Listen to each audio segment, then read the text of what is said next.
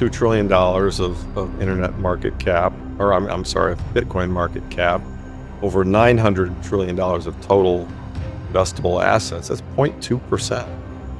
And, so Bitcoin could go to $1 million a coin, and it would still only be 2%. And this is the best form of money that mankind has ever seen. So, I don't think people are prepared for how quickly and how high this thing is going to go. Lepard also discusses Bitcoin's current market position relative to the total global investable assets. At a $2 trillion market cap, Bitcoin represents only 0.2% of the $900 trillion global asset pool. Even if Bitcoin were to reach $1 million per coin, it would still only make up about 2% of global assets. Given its superior monetary properties, Bitcoin has enormous room for growth, and most people are not prepared for how quickly and dramatically its value could increase. The fundamental idea is that Bitcoin is not just another investment, it is the best form of money humanity has ever seen. It offers financial sovereignty, protection against inflation, and an alternative to the failing fiat system. Lepard encourages people to consider the long-term implications of Bitcoin adoption and take action to secure their financial future before the system collapses. Please take a little time to like this video, subscribe to the channel, and turn on post notifications for more videos like this. You can also check out our other videos on cryptocurrencies and the overall digital asset space and drop your comments and observations in the comments section below.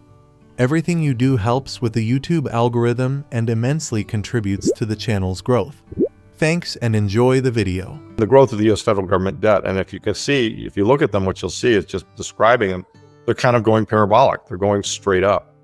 The U.S. debt is $36 trillion. We're adding $1 trillion every 3 months, and that rate is growing.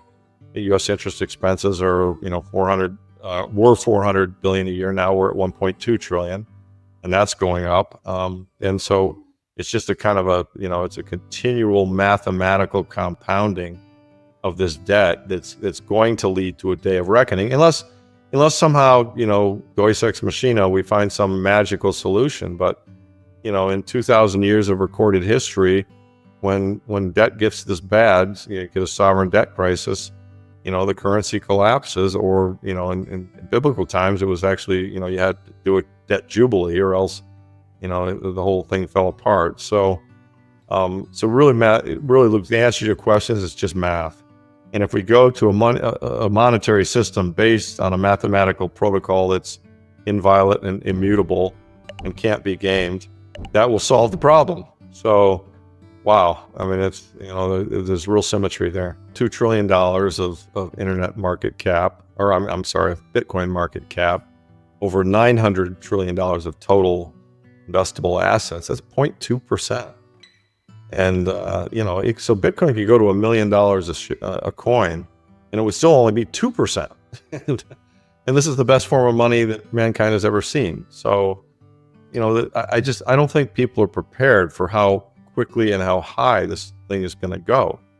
And, and again, that's the book. I'm trying to save people, trying to help people, trying to help the person that just can't seem to get ahead because they're getting, their savings get inflated, that this monetary system is broken, and that the Bitcoin solution is the correct solution.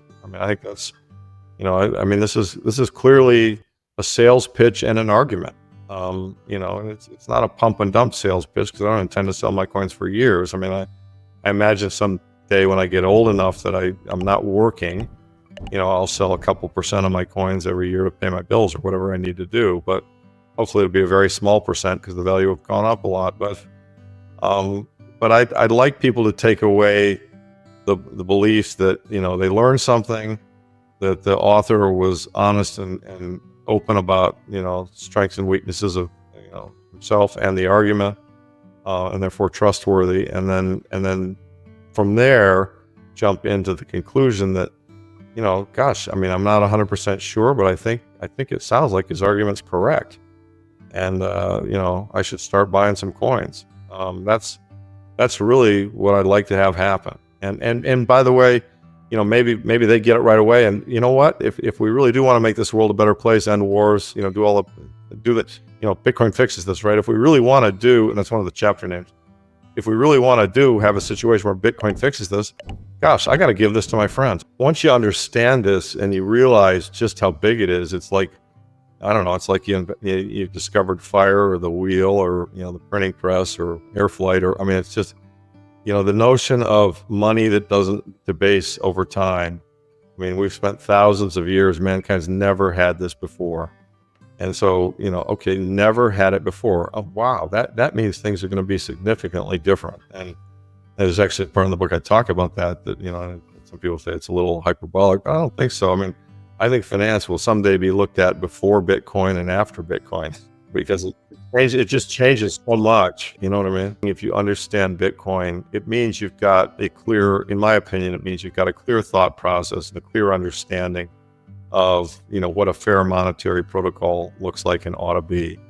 And you don't get to be a Bitcoiner until you've really kind of thought through a lot of the fundamental issues about how, our monetary system operates and how our government operates and how the Federal Reserve operates and so on and so forth. And so if you've studied all of those things and then you've studied Bitcoin and then you conclude that Bitcoin is the solution to the problem, that makes you a Bitcoiner in my view. And, I guess what I've found is anybody who's done that and comes to that opinion, generally speaking, shares a lot of the political and other philosophies that I have. I mean, I suppose there are probably some Bitcoiners who are just like, they're on it for the ride and just for number go up. But I don't know. I haven't met many of those.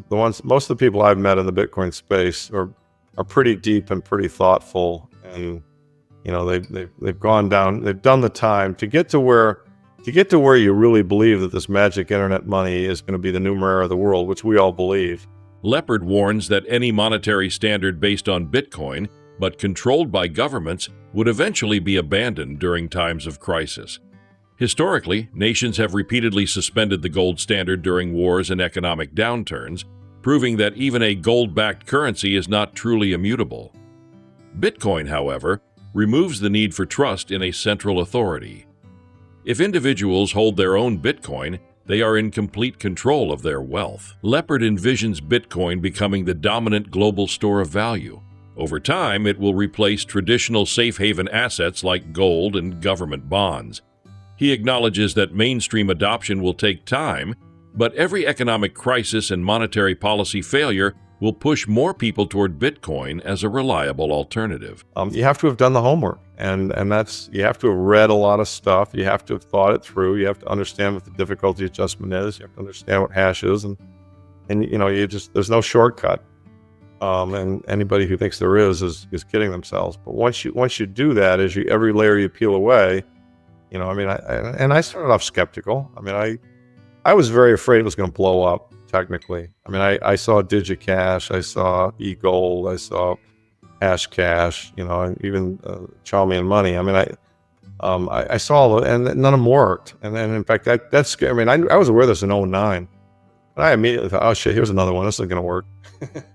And I was wrong. I mean, I wish I'd taken the time to study it and realize why it was going to work. But once it got going a ways, it started, it went from, pennies to $1 and then $1 to 100. I was like, whoa, no, hang on a second. Maybe there's something working here. And of course, but even then, would I have put a huge piece of my net worth in it? No, it was still too early, too risky. I mean, I was at an MIT forum in, I think 2014, sat next to a core developer. I said, do you trust this thing? He said, no. He said, every night I go home, we made some changes to it. And I'm thinking to myself, oh, Jesus, I hope I didn't croak it. And I was, this is a core developer, right? And I was kind of like, oh shit. I mean, I had some coins, handfuls, but, I can't put big money in this thing because it's still technically risky, right? But TikTok next block, 16 years, a lot of that risk has gone away. The reality is, when you can just print money to solve your problems, it's very invisible. People don't feel the pain, and they don't have to agree to it, and governments can get away with it. And that's really been the case for the last 100 years, right? Really since 1971 in particular, but even before that, right? And Dave makes this point that the gold standard, when you get to a gold standard, well, you can always get off the gold standard, right? So you can say, Well, right now we have a war to fight. We have World War II. So we're gonna stop this gold standard that we have, or World War I, and we're gonna stop the gold standard. We're just gonna print money because we have to fight it. We have to win the war, right? So we're gonna just continue fighting the war everybody's gonna have to accept this paper money, and that's really been going on really since the Civil War, right? So in the Civil War, that's really when they started this concept of greenbacks, and they sort of said, well, we got this new money. It's the US dollar. It's not backed by anything. We're not redeeming it for gold, but you guys have to accept it. And maybe it'll be redeemable in the future. And actually, 5 years after the Civil War, they did start redeeming it again. They said, no, we're kind of going back to a gold standard.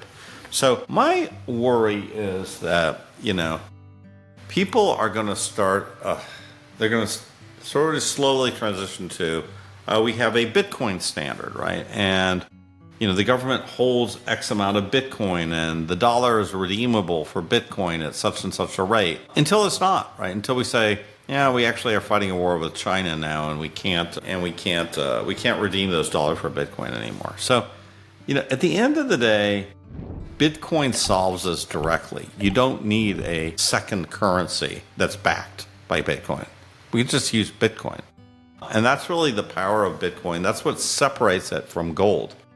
Because gold can't really be used very, very efficiently to back anything. It takes literally a month right now to get your gold out of the Bank of England. So it's not efficient to move gold in and out of these vaults. It doesn't work. But to move Bitcoin, it's 10 minutes. So, that's the major difference between gold and Bitcoin. And that's why I think the word standard is kind of dangerous. Whenever you say, I'm going on a standard, well, that means you can go off the standard. But if you actually hold Bitcoin, either you hold the coins or you don't.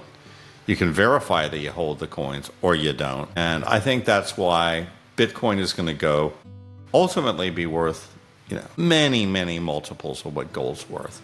And so we really have X kind of time in front of us if we look at this thing over a 10 or 20 year range. He also highlights the importance of education in this transition. Many early Bitcoin skeptics, including himself, initially dismissed the technology due to concerns about technical risk. However, as Bitcoin has continued to operate flawlessly for over 15 years, much of that risk has been eliminated. Today, understanding Bitcoin is a matter of personal financial responsibility. Lepard points out that those who take the time to learn about Bitcoin often reach the same conclusion: it is the best form of money ever created. Becoming a Bitcoiner requires an understanding of monetary history, central banking, and the flaws of the existing financial system. Once people connect these dots, Bitcoin becomes an obvious solution.